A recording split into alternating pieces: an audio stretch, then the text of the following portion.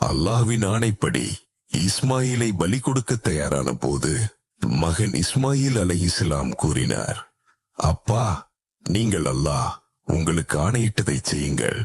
நிச்சயம் அல்லாஹ்வின் விருப்பத்தில் பொறுமையுடன் இருப்பவனாக என்னை காண்பீர்கள்.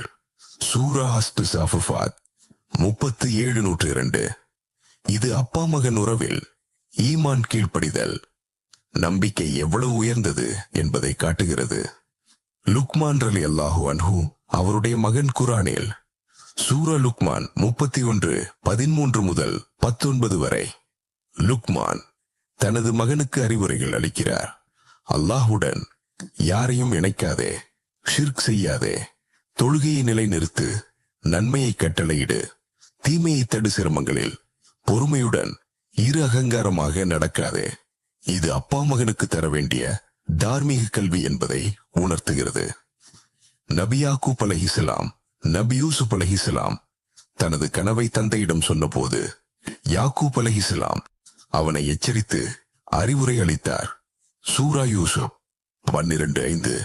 இதன் மூலம் அப்பா தனது மகனின் எதிர்காலத்தை கவனித்து பாசமும் அறிவுரையும் வழங்குவது எவ்வளவு முக்கியம் என்பதை அறியலாம்.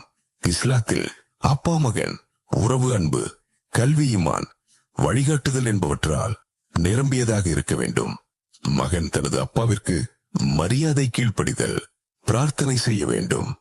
அப்பா தனது மகனை அல்லாஹ்வின் பாதையில் வளர்க்க வேண்டும். மேலும் இஸ்லாமிய அறிவு காணொளிகளை அறிந்து கொள்ள லைக் செய்யுங்கள், சப்ஸ்கிரைப் பண்ணுங்கள், ஷேர் பண்ண மறந்துடாதீங்க. இது போன்ற ஆழமான தலைப்புகளை உங்கள் நண்பர்களுடனும் பகிர்ந்து அனைவருக்கும் பயனடையச் செய்யுங்கள்.